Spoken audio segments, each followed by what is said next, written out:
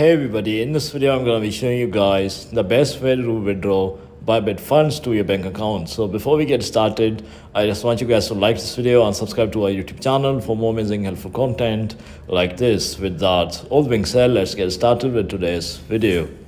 Alright guys, so I'm on this Zengo website. So first of all, you just have to visit the official ByBit website and sign in into your account. And then just click on the assets at the top right hand corner of your homepage screen, and then just click on withdraw in the column of digital assets. So I'll just show you guys how it's done.